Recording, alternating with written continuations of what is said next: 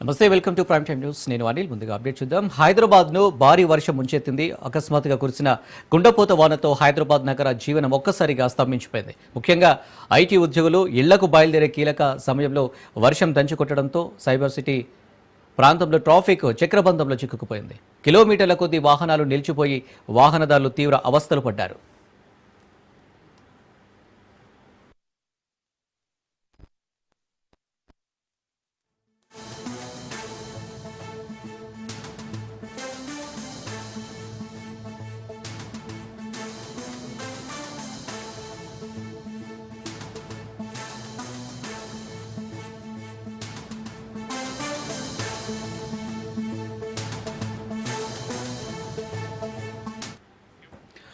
Madhapur, hitech city, Gachibowli, Rayadurgam, కొండాపూర్తో పాటు ఐక్య పరిసర ప్రాంతాల్లో రోడ్లన్నీ జలమయమయ్యాయి. దీంతో ఆయా మార్గాల్లో వాహనాలు కదలేని స్థితిలో గంటల తరబడి నిలిచిపోయాయి. కార్యాలయాల నుంచి ఇంటికి వెళ్లే ఉద్యోగులు ట్రాఫిక్ జామ్లో చిక్కుకున్నారు. ఖైరతాబాద్ నుంచి జూబ్లీహిల్స్, కొండాపూర్ వైపు వెళ్లే మార్గాల్లో కూడా ఇదే పరిస్థితి కనిపించింది.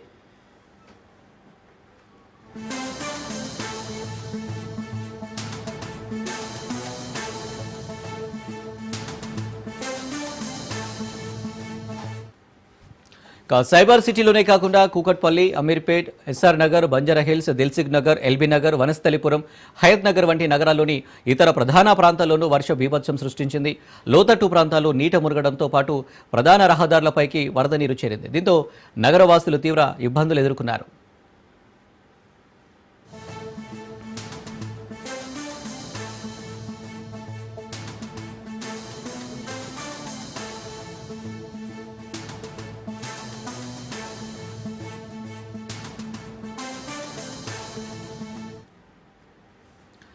భారీ వర్షం, వరదలతో ఏర్పడిన ట్రాఫిక్ జామ్ను క్లియర్ చేసేందుకు పోలీసులు తీవ్రంగా శ్రమిస్తున్నారు.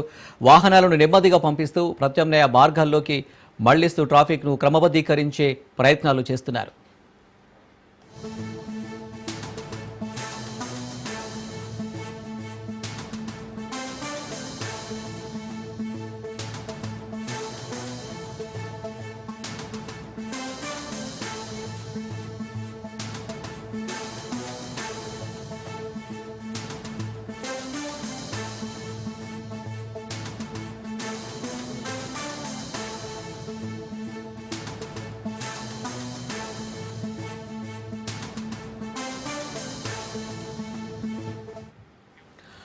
హైదరాబాద్ను భారీ వర్షం ముంచెత్తింది. అకస్మాత్తుగా కురిసిన కుండపోత వానతో హైదరాబాద్ నగర జీవనం ఒక్కసారిగా స్తంభించిపోయింది. ముఖ్యంగా ఐటీ ఉద్యోగులు ఇళ్లకు బయలుదేరే కీలక సమయంలో వర్షం దంచికొట్టడంతో సైబర్ సిటీ ప్రాంతంలో ట్రాఫిక్ చక్రబంధంలో చిక్కుకుపోయింది. కిలోమీటర్ల కొద్దీ వాహనాలు నిలిచిపోయి వాహనదారులు తీవ్ర అవస్థలు పడ్డారు.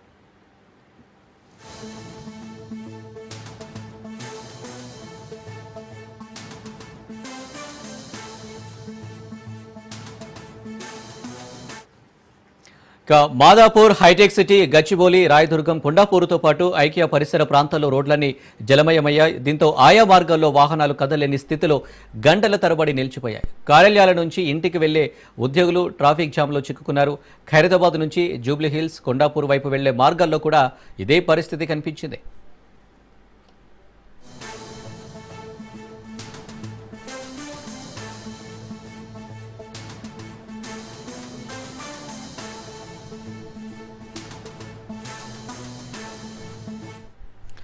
సైబర్ సిటీలోనే కాకుండా కూకట్పల్లి, అమీర్పేట్, ఎస్ఆర్ నగర్, బంజారాహిల్స్, దిల్సుఖ్ నగర్, ఎల్బీ నగర్, వనస్థలిపురం, హయత్ నగర్ వంటి నగరంలోని ఇతర ప్రధాన ప్రాంతాల్లోనూ వర్ష బీభత్సం సృష్టించింది.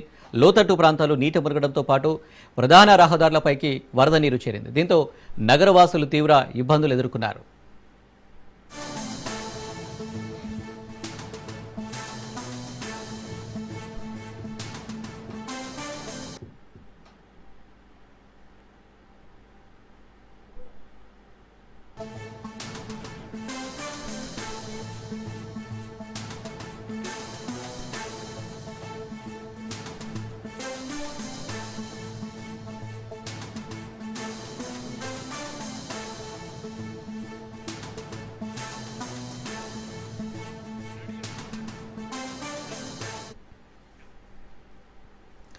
భారీ వర్షం వరదలతో ఏర్పడిన ట్రాఫిక్ జామ్ను క్లియర్ చేసేందుకు పోలీసులు తీవ్రంగా శ్రమిస్తున్నారు. వాహనాలను నెమ్మదిగా పంపిస్తూ ప్రత్యామ్నాయ మార్గాల్లోకి మళ్లిస్తూ ట్రాఫిక్ను క్రమబద్ధీకరించే ప్రయత్నాలు చేస్తున్నారు.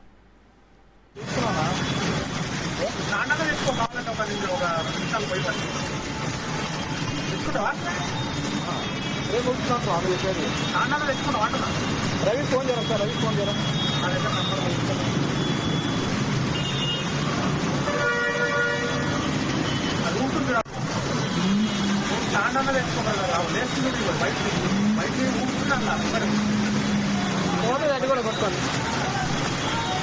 అది వాటర్లో ఉంటుందమ్మా తీసుకున్నా నాన్నగా తెచ్చుకో కావాలంటే ఒక 2 నిమిషాలు పోయి హైదరాబాద్ను భారీ వర్షం ముంచెత్తింది. అకస్మాత్తుగా కురిసిన కుండపోత వానతో హైదరాబాద్ నగర జీవనం ఒక్కసారిగా స్తంభించిపోయింది. ముఖ్యంగా ఐటీ ఉద్యోగులు ఇళ్లకు బయలుదేరే కీలక సమయంలో వర్షం దంచుకొట్టడంతో సైబర్ సిటీ ప్రాంతంలో ట్రాఫిక్ చక్రబంధంలో చిక్కుకుపోయింది. కిలోమీటర్ల కొద్దీ వాహనాలు నిలిచిపోయి వాహనదారులు తీవ్ర అవస్థలు పడ్డారు.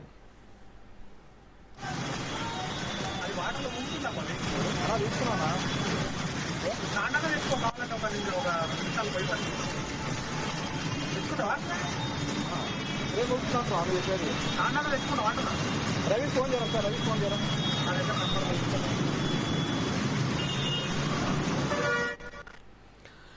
మాదాపూర్, హైటెక్ సిటీ, గచ్చిబౌలి, రాయదుర్గం, కొండాపూరుతో పాటు ఐకియ పరిసర ప్రాంతాల్లో రోడ్లన్నీ జలమయమయ్యాయి. దీంతో ఆయా మార్గాల్లో వాహనాలు కదలేని స్థితిలో గంటల తరబడి నిలిచిపోయాయి. కార్యాలయాల నుంచి ఇంటికి వెళ్లే ఉద్యోగులు ట్రాఫిక్ జామ్లో చిక్కుకున్నారు. ఖైరదాబాద్ నుంచి జూబ్లీహిల్స్, కొండాపూర్ వైపు వెళ్లే మార్గాల్లో కూడా ఇదే పరిస్థితి కనిపించింది. రవి ఫోన్ చేయరా సార్, రవి ఫోన్ చేయరా.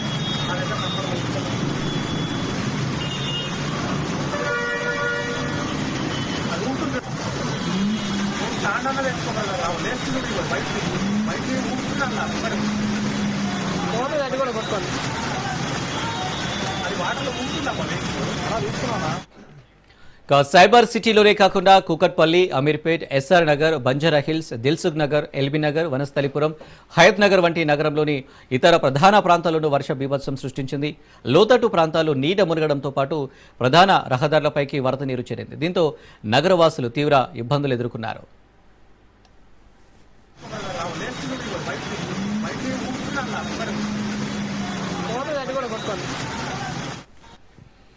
భారీ వర్షం వరదలతో ఏర్పడిన ట్రాఫిక్ జామ్ను క్లియర్ చేసేందుకు పోలీసులు తీవ్రంగా శ్రమిస్తున్నారు. వాహనాలను నెమ్మదిగా పంపిస్తూ ప్రత్యామ్నాయ మార్గాల్లోకి మళ్లిస్తూ ట్రాఫిక్ను క్రమబద్ధీకరించే ప్రయత్నాలు చేస్తున్నారు.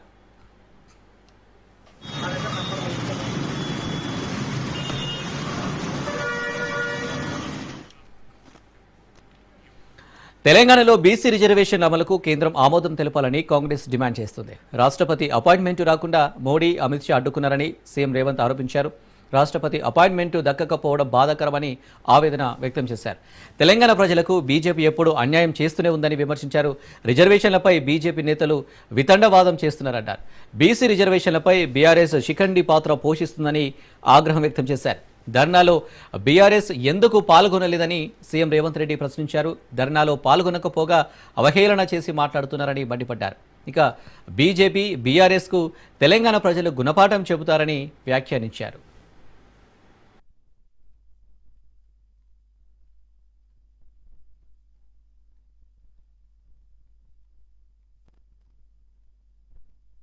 స్థానిక సంస్థల ఎన్నికలలో 42% రిజర్వేషన్లు, ఓబీసీలకు 2 బిల్లులు దాదాపుగా 4 నెలలు పూర్తయినా రాష్ట్రపతి గారు ఆమోదించలేదు. అదేవిధంగా చంద్రశేఖరరావు గారు తెచ్చిన చట్టం బీసీ రిజర్వేషన్లను 42% పెంచడానికి అడ్డంకిగా మారడంతో ఆ అడ్డంకిని తొలగించి ఆర్డినెన్స్ ను కూడా రాష్ట్రపతి ఆమోదం కోసం ఎదురు చూస్తున్నది. ఏకగ్రీవంగా శాసనసభలో ఉన్న బీఆర్ఎస్, బీజేపీ, సిపిఐ, ఎంఐఎం, మా ప్రభుత్వం అందరూ సభలో చర్చ పెట్టి అందరి ఏకగ్రీవ ఆమోదంతో ఢిల్లీకి పంపిన ఈ చట్టాలు అమలు జరగకుండా వాయిదా పడుతూ వస్తుంది.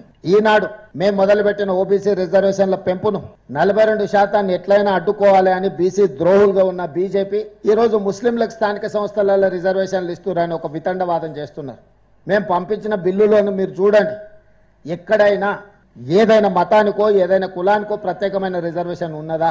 స్థానిక సంస్థల్లో 42% ఎన్ బ్లాక్ గా ఎస్సీ రిజర్వేషన్లు కానీ ఎస్టీ రిజర్వేషన్లు కానీ ఓబీసీ రిజర్వేషన్లు కానీ ఎన్ బ్లాక్ కేటాయించడం జరుగుద్ది. కులాలు ఉపకులాల పేరు మీద రిజర్వేషన్లు ఎక్కడా లేవు, ఇప్పటి వరకు అమలు జరగలేదు. ఎస్సీ ఎస్టీ ఓబీసీ రిజర్వేషన్లు ఎన్ బ్లాక్ వాళ్ళ జనాభా దామాషా ప్రకారం ఎస్సీ ఎస్టీలకు రిజర్వేషన్లు అమలు చేయడం, ఓబీసీలకు గతంలో చంద్రశేఖరరావు గారు మేము 34% ఇస్తే ఆయన 23%కి తగ్గించి కుదించి ఎన్ బ్లాక్ 23% రిజర్వేషన్లు అమలు చేశాడు.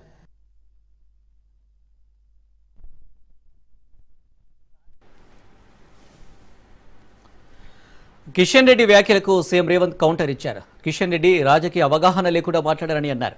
కిషన్ రెడ్డి పూర్తిగా డాక్యుమెంట్లు చదవాలని అన్నారు. ఉద్యోగాలు విద్యకి సంబంధించి కేటగిరీలు ఉంటాయని, రాజకీయ రిజర్వేషన్లకు ఎలాంటి కేటగిరీ ఉండదని అన్నారు. కేంద్ర మంత్రిగా ఉండి అవగాహన లేకుండా మాట్లాడారని విమర్శించారు. బీసీలపై ప్రేమ ఉంటే వెంటనే అమలు చేయాలని సీఎం రేవంత్ డిమాండ్ చేశారు. చేస్తా ఉన్నాను రేవంత్ రెడ్డిని. ఈ రోజు యూత్ డిక్లరేషన్ ఏమైందని అడుగుతా ఉన్నాను. మైనార్టీ డిక్లరేషన్ ఎక్కడ పోయిందని అడుగుతా ఉన్నాను. రైతు డిక్లరేషన్ ఎక్కడ దొక్కారని అడుగుతా ఉన్నాను. బీసీ డిక్లరేషన్ ఏమైంది? 1,00,000 కోట్లు ఇస్తామన్నా కదా 5 సంవత్సరాలలో. 2 సంవత్సరాలలో 40,000 కోట్లు బీసీ సంక్షేమం కోసం ఖర్చు పెట్టాలి కదా. ఇచ్చిన హామీలు అమలు చేయడంలో ఆలోచించకుండా ఈ రోజు వాటన్నిటి నుంచి కూడా దృష్టి మళ్లించేటువంటి ప్రయత్నము, కేంద్ర ప్రభుత్వాన్ని విమర్శించేటువంటి ప్రయత్నము, నెలకు 4 సార్లు ఢిల్లీకి వచ్చేటువంటి ప్రయత్నము రేవంత్ రెడ్డి చేస్తా ఉన్నారు. ఢిల్లీ ప్రదక్షిణ తప్ప ఆయన ఈ 18 నెలలలో తెలంగాణకు ఒరగబెట్టింది ఏమీ లేదని మనం చేస్తా ఉన్నాం. అనేకమైనటువంటి బీసీ సామాజిక కులాలకు బీసీ డిక్లరేషన్ లో అనేక రకాల హామీ ఇచ్చి ఏ ఒక్క హామీ కూడా అమలు చేయడం లేదని మనం చేస్తా ఉన్నాం. ముఖ్యంగా బీసీలకు సామాజిక సాధికారిత కల్పించేటువంటి ప్రయత్నంలో కాంగ్రెస్ కు చిత్తశుద్ధి లేదు అనే విషయం ఈ రోజు తెలంగాణ సమాజం అర్థం చేసుకుంది. ఆయన శిలాశాసనం అని చెప్పాడు. రేవంత్ రెడ్డి గారు నరేంద్ర మోడీ గారిని గద్దె దించుతామని దానికి శిలాశాసనం రాస్తున్నానని చెప్పాడు. కానీ ఈరోజు అర్థం చేసుకోవాల్సిన అవసరం ఉంది. నేను ఛాలెంజ్ చేస్తా ఉన్నాను కాంగ్రెస్ పార్టీ, రాహుల్ గాంధీకి, మీరు అధికారంలో ఉన్నటువంటి 3 రాష్ట్రాలలో ఏ ఒక్క రాష్ట్రం గెలిచినా కూడా దేనికైనా నేను సిద్ధంగా ఉన్నాను. తెలంగాణనే కాదు, అది హిమాచల్ ప్రదేశ్ కావచ్చు, కాంగ్రెస్ పార్టీ కావచ్చు, కర్ణాటకలో మళ్ళీ 2వ సారి గెలిస్తే ఈ 3 రాష్ట్రాలలో రాహుల్ గాంధీ చెప్పింది నేను చేయడానికి ఉన్నాను. చట్టం మొత్తం చదువు దాంట్లో ఎవరికి లేదు. బ్లాంకెట్ గా మొత్తం ఎన్ బ్లాక్ 42% రిజర్వేషన్, సబ్ కేటగరైజేషన్ లేదు. ఏబిసిడి గ్రూప్ కానీ ఎడ్యుకేషన్ లోనే వస్తుంది. పొలిటికల్ రిజర్వేషన్ ఏబిసిడి గ్రూప్ లేదు. ఆయన ఏం మాట్లాడుతున్నా ఆయన అర్థం లేకుండా మాట్లాడుతున్నారు. మనం మాట్లాడుతున్నది ఈ గ్రూప్ కి 4% ఉంది రిజర్వేషన్. 10 వచ్చింది ఆల్రెడీ ఉంది. ఈపీ పొలిటికల్ రిజర్వేషన్ కేటగిరీ ఉందా? బీసీ అంటే బీసీ ఉంది. ఆయనకు ఆ మాత్రం కూడా అర్థం కాకుండా కేంద్ర మంత్రి అయితే సీఎం రేవంత్ రెడ్డిపై బీజేపీ నేత మహేష్ రెడ్డి ఆగ్రహం వ్యక్తం చేశారు. సీఎం పదవిని కాపాడుకోవడానికి ఆడుతున్న జగన్నాటకంలో భాగమే బీసీ రిజర్వేషన్ అంటూ విమర్శించారు. ఇక రాష్ట్రంలో స్థానిక సంస్థల ఎన్నికలు నిర్వహించు, నీ పాలన ఏంటో తెలుస్తుందన్నారు. ప్రధాని మోడీని దించడం రాహుల్ గాంధీ, సోనియా గాంధీ, ప్రియాంక గాంధీ వాళ్లే కాలేదు, నీ వల్ల అవుతుందా అని మండిపడ్డారు. మోడీ గురించి మాట్లాడే అర్హత రేవంత్ రెడ్డికి లేదన్నారు. మీ నాయకుల దగ్గర చిట్టా ఉన్నది. నువ్వు చేసే డ్రామాలంతా కూడా మీ నాయకులకు అర్థమైపోయింది. నువ్వు ఎన్ని రకాలుగా డ్రామాలు చేసినా నిన్ను గద్దె దించడం ఖాయం. కేవలం రాహుల్ గాంధీ మెప్పు పొందడం కోసం నువ్వు చేస్తున్నటువంటి డ్రామాలన్నీ కూడా మీ హైకమాండ్కి చేరినాయి. కేవలం మోడీని దూషిస్తే నీ కుర్చీ కాపాడుకుంటావు అనుకుంటున్నామేమో, కానీ నువ్వు అబాసు పాలైతున్న సంగతి నేను మరొకసారి గుర్తు చేస్తా ఉన్నాను. అంతేకాదు రేవంత్ రెడ్డి గారికి దమ్ముంటే ముందు స్థానిక ఎన్నికలు పెట్టమని నేను అడుగుతా ఉన్నా. నువ్వు ఢిల్లీ దాకా మాట్లాడుతున్న రేవంత్ రెడ్డి, కనీసం నీ రాష్ట్రంలో ఉన్న 31 జడ్పీటీసీ చైర్మన్లు గెలిపించుకునే దమ్ము ధైర్యం నీకు ఉన్నదని అడుగుతున్నా.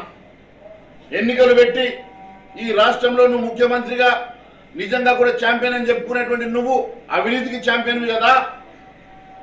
ఈ రోజు నేను ఒకటే అడుగుతా ఉన్నాను. ఈ రోజు రేవంత్ రెడ్డికి దమ్ము ధైర్యం ఉంటే ఈ రాష్ట్రంలో స్థానిక ఎన్నికలు నిర్వహించి 31 జిల్లా పరిషత్ చైర్మన్ గెలిపించుకోమను, నేను రాజకీయ సన్యాసం చేస్తాను తెలియజేస్తా ఉన్నా. నీవు చేసే అవినీతి అంతా కూడా మీ నాయకుల దగ్గర చిట్టా ఉన్నది. నువ్వు చేసే డ్రామాలంతా కూడా మీ నాయకులకు అర్థమైపోయింది. నువ్వు ఎన్ని రకాలుగా డ్రామాలు చేసినా నిన్ను చంద్రబాబుకు గురుదక్షిణగా గోదావరి నీళ్లను బనకచెర్ల ద్వారా ఆంధ్రాకు తరలించేందుకు సీఎం రేవంత్ సహకరిస్తున్నారని మాజీ మంత్రి హరీష్ రావు ఆరోపించారు. కన్నపల్లి పంప్ హౌస్ ను ఆన్ చేసి గోదావరి జలాలను వినియోగించుకోవాలని రేవంత్ ను హరీష్ డిమాండ్ చేశారు. గవర్నమెంట్ వచ్చినాక 2 లక్షల పెన్షన్లు తీసేసింది. కొత్తగా ఒక్క పింఛన్ ఇయ్యలే. 2 లక్షల పెన్షన్లు ఏరివేసింది తప్ప కొత్త పింఛన్ ఇచ్చింది లేదు. 4,000కి ఇస్తామన్నారు, ఇయ్యలే. అవ్వకు తాతకి ఇస్తామన్నారు, ఇయ్యలే. మోసం. ఏం చేసిండ్రు 2 ఏళ్లలో?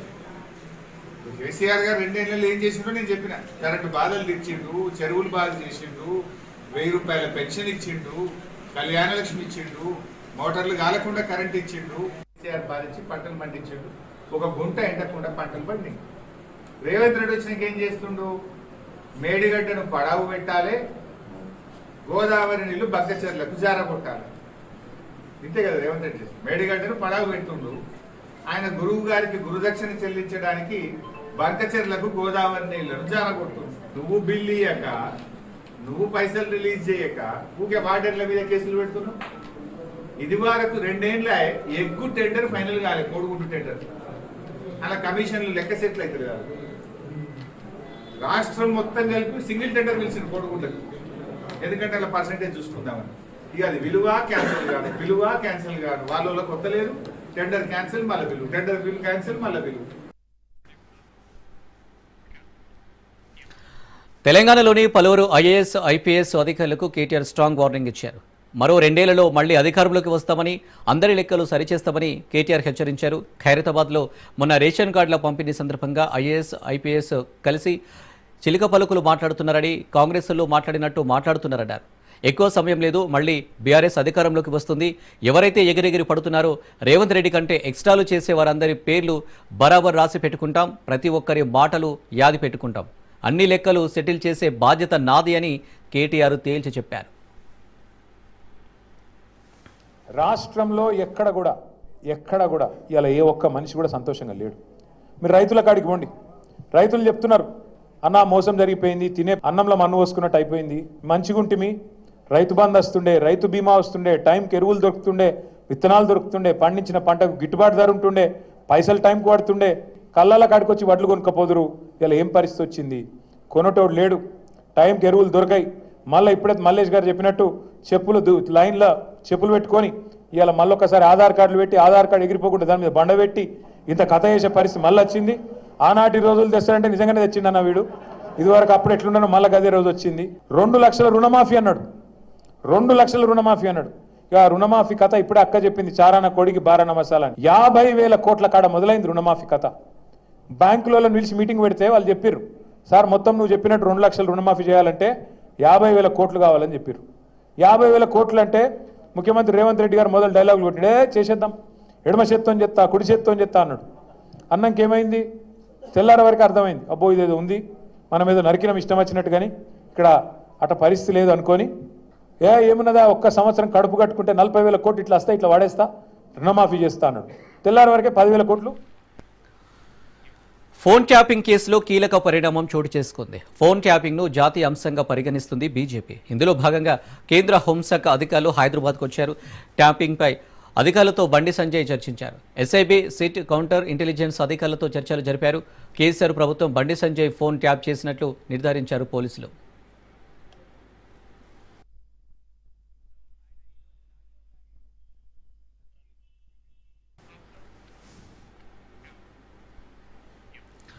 బనకచెర్లపై నిపుణుల కమిటీ ఏర్పాటుకు కేంద్రం కసరత్తు చేస్తుంది. 12 మందితో కమిటీ ఏర్పాటు చేసేందుకు కేంద్రం నిర్ణయం తీసుకుంది.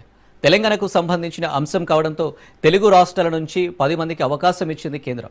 కేంద్రం తరపున మరో 2 నిపుణులకు కమిటీలో చోటు కల్పించాలని నిర్ణయించింది. ఎవరెవరిని నియమించాలనే దానిపై కసరత్తు చేస్తుంది. ఇక కమిటీకి సభ్యుల ఎంపికపై ఎటు తెలుసుకోలేకపోతుంది తెలంగాణ. ఏపీ, తెలంగాణ నుంచి 5 చొప్పున పేర్లను పంపాలని కేంద్రం కోరింది. గత నెలలో ఢిల్లీలో నిర్వహించిన భేటీకి సీఎం రేవంత్, ఉత్తమ్ సహా ఇరు రాష్ట్రాల అధికారులు హాజరయ్యారు.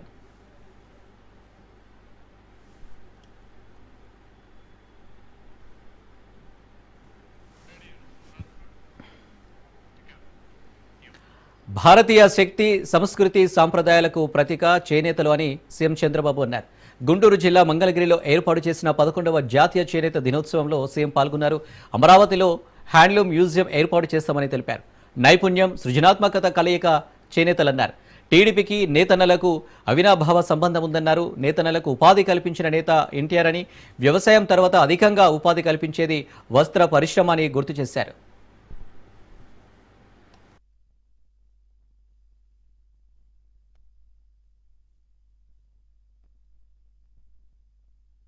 నాణేల పైన నేతన్నల ముద్రలుండేటివి. బ్రిటిష్ వాళ్ళు మన దేశానికి వచ్చిన దానికి కారణం వ్యాపారం. ఆ వ్యాపారం ఏంటంటే చేనేత కార్మికులు నేస్తున్నటువంటి బట్టలు ఇక్కడ కొని వేరే దేశాలకు పంపించి వ్యాపారం చేసేవాళ్ళు. అక్కడి నుంచి వాళ్ళ ఆలోచన విధానంలో మార్పు వచ్చింది. మార్పు వచ్చిన తర్వాత మెషిన్లు పెట్టి చేనేత కార్మికులకు ద్రోహం చేసే విధంగా ఇక్కడి నుంచి ముడి సరుకు తీసుకుపోయి అక్కడ బట్టలన్నీ తయారు చేసి మళ్ళా మనకు పంపించారు. దీనివల్ల చేనేత కార్మికులు పూర్తిగా దెబ్బతిన్నారు. ప్రతి ఒక్కరూ ఒక ప్రేరణ ఇచ్చారు. ఖద్దరు బట్టలే ధరించాలి, మనం నేర్చినటువంటి ఇదే మనం చేయాలని నూలు వడకడం దగ్గర నుంచి దేశభక్తి చాటి చూపించారు. 1905లో స్వదేశీ ఉద్యమంలో భాగంగా ఆగస్టు 7న విదేశ బట్టల్ని బహిష్కరణ చేశారు. ఆ విధంగా మనం చూస్తే ఈరోజు 11వ చేనేత జాతీయ దినోత్సవాన్ని మనం పెట్టుకుంటున్నామంటే దీనికి కారణం ఇది ఒక చరిత్ర అని చెప్పి కూడా నేను మీకు తెలియజేస్తున్నా. తెలుగుదేశానికి నేతన్నకు అవినాభావ సంబంధం ఉంది.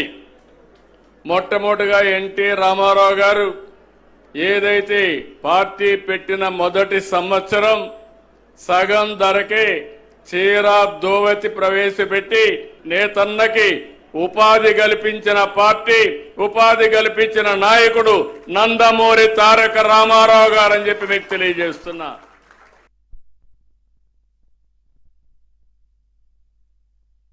అందరూ చేనేతల్ని కార్మికులు అంటారు, కానీ చేనేత సోదరులు పడుతున్న కష్టాలు నేరుగా నేను చూశాను. దారానికి రంగు ఎక్కించేదాని దగ్గర నుంచి మగ్గాల పైన చేరనేసే వరకు అహర్నిశలు శ్రమిస్తారు, కష్టపడతారు, అద్భుతమైన డిజైన్స్ తీసుకొస్తారు. అందుకే నేతలందరినీ నేను చేనేత కళాకారులని ఈ సభాముఖంగా పిలుస్తున్నాను.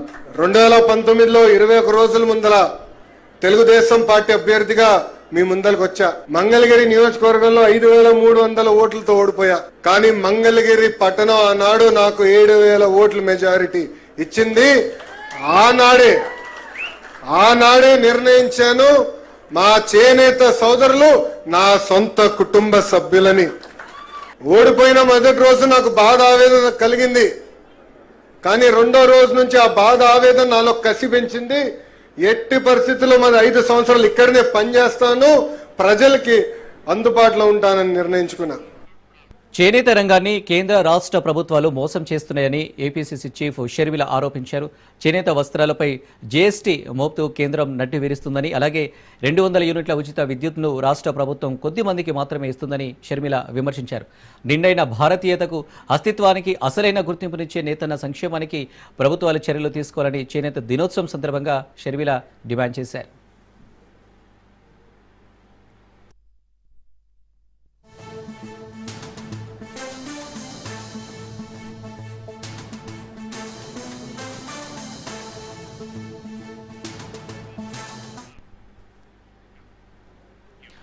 కృష్ణా జిల్లాలోని ఉషారామ ఇంజనీరింగ్ కళాశాలలో గ్రాడ్యుయేషన్ కార్యక్రమం నిర్వహించారు. ఈ కార్యక్రమానికి ముఖ్య అతిథిగా వెంకయ్యనాయుడు హాజరయ్యారు. విద్యార్థులకు డిగ్రీ సర్టిఫికేట్లను వెంకయ్యనాయుడు అందజేశారు. కొన్ని అగ్రదేశాల బెదిరింపులకు మనం భయపడేది లేదని హెచ్చరించారు. నేటి తరం అంతా మన దేశ అభివృద్ధిలో భాగస్వామ్యం కావాలని ఆకాంక్షించారు. భారతదేశం ఎప్పుడూ ఏ దేశం మీద దండయాత్ర చేయలేదని స్పష్టం చేశారు. మన మూలాలు దెబ్బతీయడానికే గతంలో చాలా కుట్రలు చేశారని విమర్శించారు. మన సంస్కృతిని నిర్వీర్యం చేయాలని చూశారని ధ్వజమెత్తారు. మన దేశం మాత్రమే, మన సంస్కృతి మాత్రమే. ఈ విషయాన్ని గుర్తుపెట్టుకొని మీరు కూడా మీ జీవితంలో ఉన్నత స్థాయికి వెళితే కన్న తల్లిని, అంటే మీకు జన్మనిచ్చిన తల్లిదండ్రులను, జన్మభూమిని, మీరు పుట్టిన ఊరిని, అలాగే మీకు పాఠాలు చెప్పినట్టు మాస్టర్లను, అధ్యాపకులను, మీ దేశాన్ని మనం మర్చిపోకూడదు, ఎంత ఉన్నత స్థాయికి వెళ్ళినా. దాంతోపాటు నీ ఇరుగు పొరుగు వారు కాస్త కింద స్థాయిలో పేదరికంలో ఉంటే వాళ్ళకి చేయూతలు అందించాల్సిన కర్తవ్యం మన పైన ఉంది అని చెప్పని మీ అందరికి కూడా నేను మనవి చేస్తా ఉన్నాను. గురువులు పాఠం చెప్పిన వాళ్ళు మనకెంతో విజ్ఞానాన్ని అందించిన వాళ్ళు. తల్లిదండ్రుల తర్వాత గుర్తుపెట్టుకోవాల్సింది గురువులను ఎప్పుడు మనం గౌరవించాలి, వాళ్ళ మార్గదర్శనంలో ముందుకెళ్లే ప్రయత్నం చేయాలి. మన ఋషులు చెప్పారు, విద్యాధన సర్వధన ప్రధానము అని. నాలెడ్జ్. కడప జిల్లా పులివెందులలో జరుగుతున్న దాడులు దివంగత వైఎస్ వివేక హత్యాకాలంలో జరిగిన సంఘటనలను గుర్తు చేస్తున్నాయని వైఎస్ సునీత అన్నారు. తమ బంధువైన సురేష్ అనే వ్యక్తిపై దాడులు చేసింది వైఎస్ అవినాష్ రెడ్డి అనుచరులేనని సునీత అనుమానం వ్యక్తం చేశారు. కడప ఎస్పీని కలిసిన సునీత దాడులకు పాల్పడుతున్న వారిపై చర్యలు తీసుకోవాలని, శాంతి భద్రతల సమస్యలు తలెత్తకుండా చూడాలని విజ్ఞప్తి చేశారు. గత 2 రోజులుగా పులివెందుల్లో జరిగే విషయాలు చూస్తుంటే 6 సంవత్సరాల క్రితం నాన్నగారు వైఎస్ వివేకానంద రెడ్డి గారిని హత్య చేసినప్పుడు జరిగిన సన్నివేశాలు మళ్ళీ నా ముందుకి కనిపిస్తున్నాయి. హత్య జరిగిన ప్రదేశంలో గొడ్డలి పోటుతో నరకబడి అక్కడ బాడీ పడి ఉంటే అది ఫస్ట్ హార్ట్ అటాక్ అని చెప్పారు. పోలీస్ అధికారిని బెదిరించి వాళ్ళని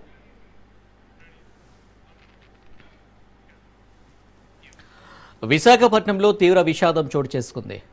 ఫిషింగ్ హార్బర్ సమీపంలో ఉన్న ఒక స్క్రాప్ దుకాణంలో గ్యాస్ సిలిండర్ ఒక్కసారిగా పేలడంతో 3 అక్కడికక్కడే ప్రాణాలు కోల్పోయారు. ఈ ఘోర దుర్ఘటనలో మరో 3 తీవ్రంగా గాయపడ్డారు. పేలుడు తీవ్రతకు మృతుల శరీరాలు గుర్తుపట్టలేని విధంగా ఛిద్రమయ్యాయి. స్క్రాప్ దుకాణంలో వెల్డింగ్ పనుల కోసం వినియోగించే సిలిండర్ కారణంగానే ఈ ప్రమాదం జరిగి ఉంటుందని పోలీసులు ప్రాథమికంగా భావిస్తున్నారు. ప్రమాద విషయం తెలిసిన వెంటనే పోలీసులు, సహాయక బృందాలు హుటాహుటిన ఘటనా స్థలానికి చేరుకుని సహాయక చర్యలు చేపట్టాయి. క్షతగాతులను వెంటనే నగరంలోని కేజీహెచ్ ఆసుపత్రికి తరలించి చికిత్స అందిస్తున్నారు. ఫిలిం ఛాంబర్లో చిన్న నిర్మాతలతో సి కళ్యాణ్ చర్చలు ముగిశాయి. ఈ క్రమంలోనే చిన్న సినిమా నిర్మాతలు కీలక నిర్ణయం తీసుకున్నారు. చిన్న నిర్మాతలు 1% కూడా వేతనాలు పెంచబోమని స్పష్టం చేశారు. రూల్ ప్రకారం 25% తగ్గించుకుని చిన్న సినిమాలకు పనిచేయాలని, కానీ ఆ రూల్ అమలు కావడం లేదని అన్నారు. వేతనాల పెంపు డిమాండ్ చిన్న సినిమాలకు వర్తించదని నిర్మాత సి కళ్యాణ్ అన్నారు. చిన్న సినిమాలతోనే కార్మికులకు పని దొరుకుతుందని అన్నారు. చిన్న నిర్మాతలను ఇబ్బంది పెట్టొద్దని కోరారు.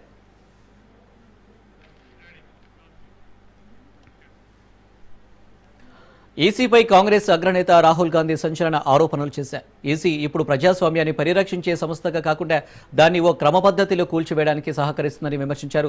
బీజేపీతో ఈసీ కుమ్మక్కై ఎన్నికల ప్రక్రియను పూర్తిగా తారుమారు చేస్తుందని ధ్వజమెత్తారు. ఎన్నికల ప్రక్రియ, ఓటర్ల జాబితా విశ్వసనీయతపై ఆయన తీవ్ర అనుమానాలు వ్యక్తం చేశారు. అసలు ఓటర్ల జాబితా ఖచ్చితంగా ఉందా?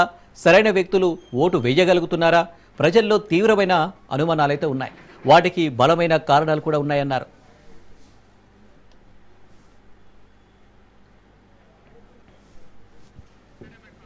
जो आपका वोट है उसे हम पवित्र मानते हैं, होली मानते हैं, उसे चोरी किया जाए। कौन सी फोर्सेस हैं आप जानते हो, कैसे हो रहा है हमने आपको अभी दिखाया। पहले 100% प्रूफ हमारे पास नहीं था तो मैं ऐसी बात नहीं बोल सकता, झिझक के बोलता था, बट 100% प्रूफ इनका डेटा है। 5 तरीके हैं, ब्लैक एंड व्हाइट है, और ये सिर्फ एक कंस्टिट्यूंसी में नहीं हुआ है, ये मल्टीपल कंस्टिट्यूंसीज में किया गया है। तो हम सिर्फ एक बात कह रहे हैं, इलेक्शन कमीशन को बहाने नहीं बनाने चाहिए। इलेक्ट्रॉनिक वोटर लिस्ट हमारे हवाले कर देनी चाहिए, सीसीटीवी फुटेज हमें दे देना चाहिए। और मैं सिर्फ राहुल गांधी नहीं बोल रहा हूं, मैं कांग्रेस पार्टी का नेता हूं, और जो मैं बोल रहा हूं वो सारे के सारे ऑपोजिशन लीडर्स ने भी बोला है। हिंदुस्तान में 60% से ज्यादा वोट ऑपोजिशन का है। రష్యా చమురును కొనుగోలు చేస్తుందన్న కారణంతో భారత్పై సుంకాలను రెట్టింపు చేశారు అమెరికా అధ్యక్షుడు డొనాల్డ్ ట్రంప్. ఇప్పటివరకు ఉన్న 25% సుంకాలను 50%కి పెంచుతున్నట్లు ప్రకటించారు. ఈ పరిణామాలపై భారత ప్రధానమంత్రి నరేంద్ర మోడీ పరోక్షంగా స్పందించారు. రైతుల ప్రయోజనాలపై ఎన్నటికీ రాజీపడే ప్రసక్తే లేదంటూ అమెరికాను ఉద్దేశించి గట్టిగా బదులిచ్చారు.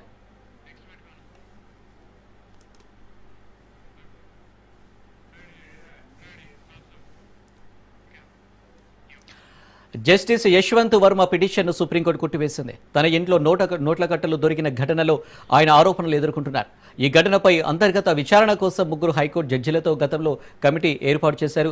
ఈ త్రిసభ్య విచారణ కమిటీ దర్యాప్తు చేసి నోట్ల కట్టలు దొరికింది వాస్తవమేనని నివేదిక ఇచ్చింది. దీన్ని జస్టిస్ యశ్వంత్ వర్మ సర్వోన్నత న్యాయస్థానంలో సవాల్ చేశారు. ఆయన పిటిషన్ను కోర్టు కొట్టివేసింది.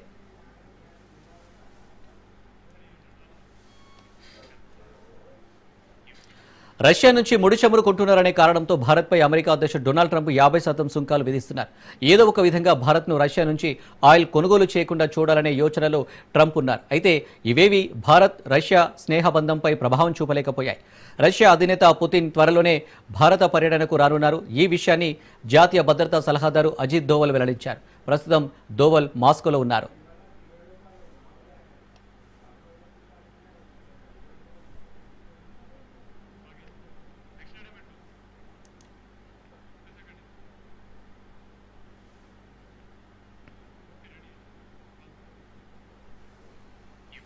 అమెరికా అధ్యక్షుడు డొనాల్డ్ ట్రంప్ కొత్త టారిఫ్ ప్రకటనల నేపథ్యంలో భారత స్టాక్ మార్కెట్ తీవ్ర ఒడిదుడుకులకు లోనయ్యాయి. రోజంతా ఊగిసలాడిన సూచీలు చివరి గంటలో బ్యాంకింగ్, ఐటీ రంగాల షేర్లతో కొనుగోళ్ల మద్దతుతో చివరికి స్వల్ప లాభాలతో గట్టెక్కాయి. ట్రేడింగ్ ముగిసే సమయానికి సెన్సెక్స్ 79 పాయింట్లు లాభపడి 80,623 వద్ద స్థిరపడింది. అదేవిధంగా నిఫ్టీ 21 పాయింట్లు పెరిగి 24,596 వద్ద ముగిసింది.